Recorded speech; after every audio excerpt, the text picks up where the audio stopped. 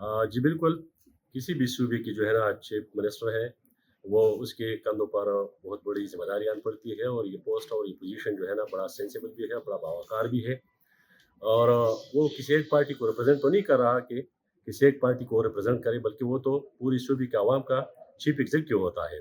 तो इस सूबे की जो चैलेंजेस दरपेश है, जो मसाइल दरपेश है, सूबे के वज़ीर आला को चाहिए कि उस चैलेंजेस और उस मसाइल पर तवज्जो दें। जो स्ट्रीट मूवमेंट वो चला रहे हैं, ये उनका हक है, लेकिन इसके लिए इसकी तंजीम और इसकी पार्टी मौजूद है। इसकी पार्टी और इसकी तंजीम जो है ना, वो इसी किस्म की पॉलिटिकल एक्टिविटीज़ अपने जारी रखे। हम किसी को भी इससे नहीं रोक सकते। लेकिन हमारी सूबे की जो सूरत हाल है अब सबके सामने है कि यहाँ सिक्योरिटी की सिचुएशन है, बाजौड़ से लेकर वज़ीरिस्तान तक पूरा इलाका जल रहा है।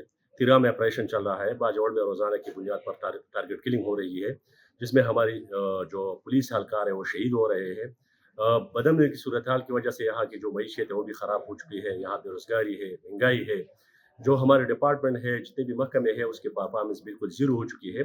तो गुड गवर्नेंस के लिए ज़रूरी है कि चीफ़ मिनिस्टर साहब इधर बैठे हों और वो अपनी रिस्पॉन्सिबिलिटी पूरी करें, उस कौम की खिदमत करें, क्योंकि कौम ने इन लोगों को खिदमत करने का मौका दिया है और ये चीफ मिनिस्टर की रिस्पॉन्सिबिलिटी बनती है कि वो इन तमाम महकमाजात की जो है ना कारकर्दगी देखे और लोगों को जो है ना इंसाफ फराहम करे, लोगों को सहूलत फराहम करे, लोगों की खिदमत करे। लेकिन अगर इसी तरह ये कभी कराची जाता है, कभी लाहौर जाता है, तो इस सूबे के अवाम जो है ना, वो फिर किसके सामने अपना फरियाद करेंगे? उस सूबे के अवाम की फलाह और बहबूद के लिए कौन इक़दामात उठाएँगे? इस सूबे के अवाम को जो मसाइल दरपेश है, जो चैलेंजेज़ दरपेश है, उसके लिए कौन इक़दामात उठाएँगे?